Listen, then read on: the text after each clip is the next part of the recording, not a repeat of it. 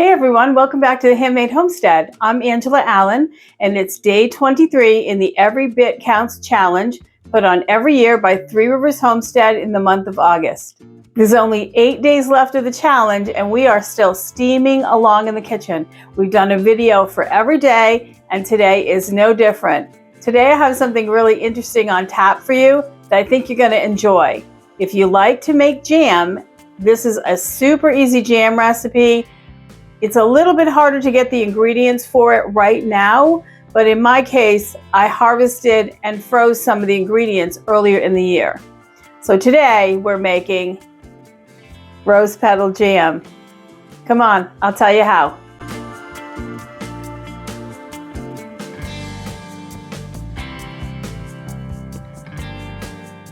So rose petals are really abundant, usually in June. You can find them wild sometimes, and you can grow them in your yard. All rose petals are usable in something like this. In my case, I have a couple of big New Dawn roses. I have two 16-foot panels of them, in fact. In this recipe, you use 8 ounces of rose petals, and I add a few hibiscus flowers as well. They're just dehydrated hibiscus flowers.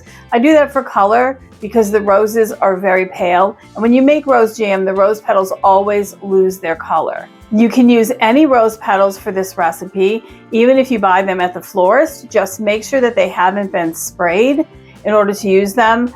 You wouldn't want to use dry rose petals. You definitely want to use fresh rose petals for this recipe.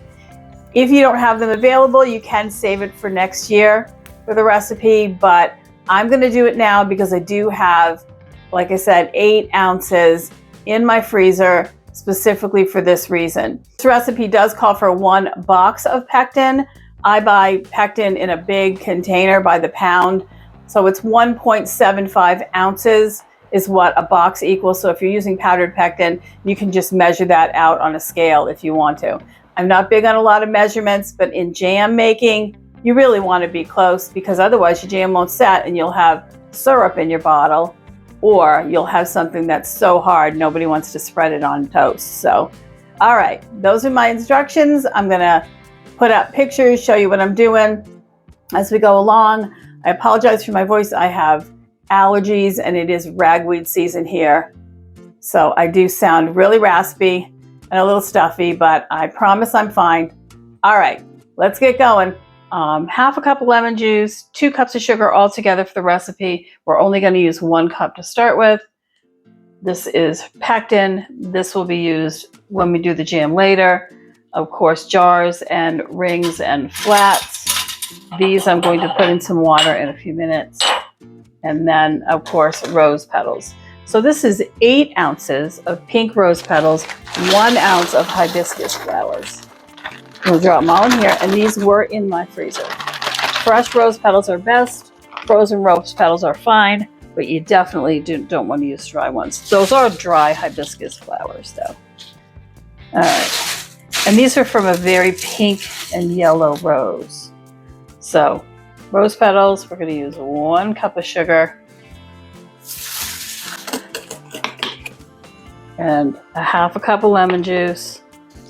All right. So this gets mixed up. We're going to let this get macerate, let the sugar and the lemon juice kind of start breaking down these flowers. Thaw them out too.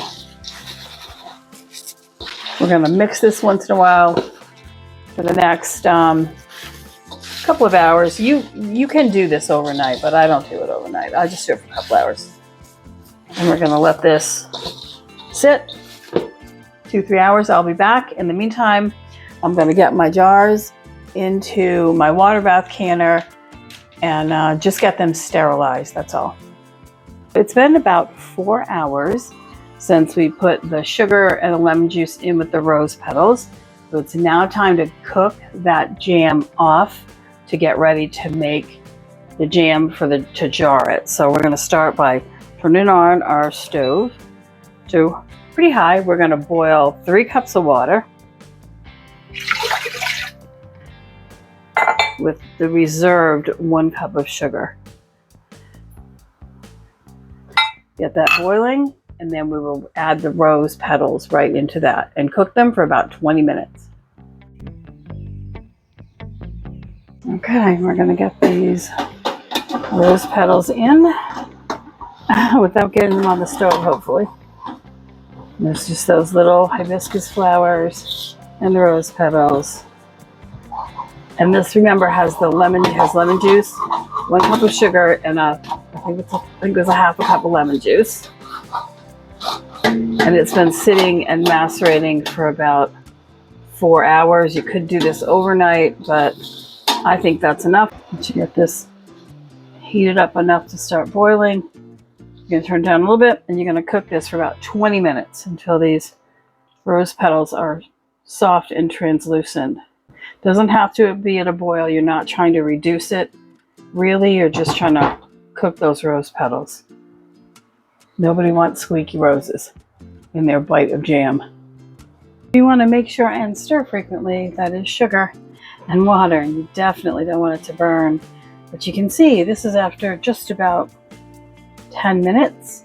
You can see the rose petals losing their color.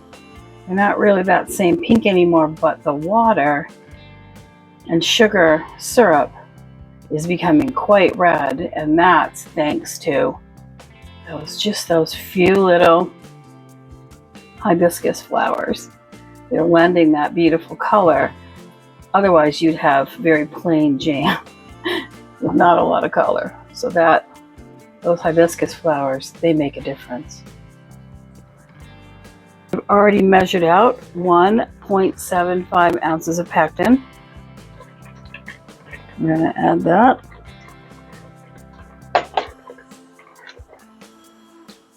And we'll start timing that when it comes back up to a full boil. Now we're going to turn the water back on high for our canning pot so that it will process these sooner. These jars are hot. I'm going to take them out a couple at a time and get them filled.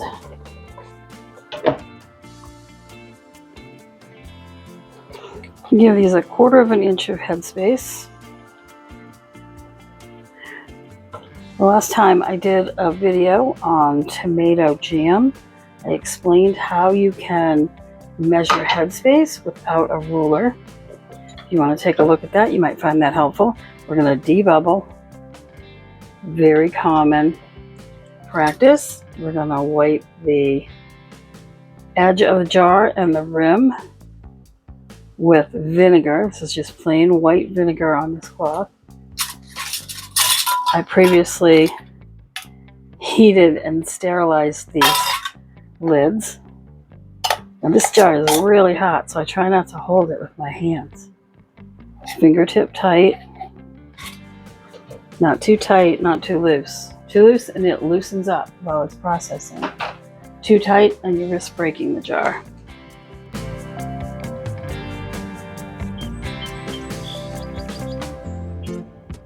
This is going to be the canner share.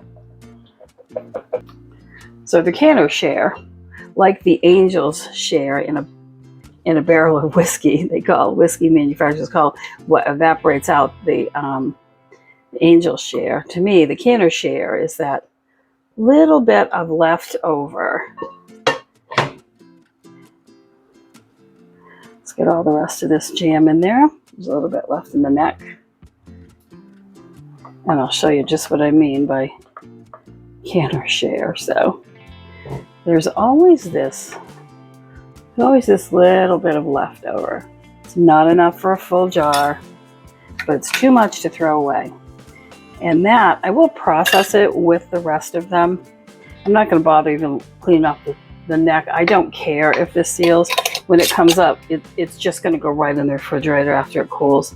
But we will process it too with the other ones.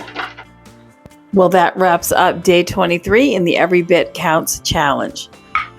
This recipe made 4 8-ounce jars of jam plus a little extra for the canner share. And my family will enjoy those this winter, or at least until they're all gone. I'll see you tomorrow for day 24 and another project. Thanks for joining me. Like and share.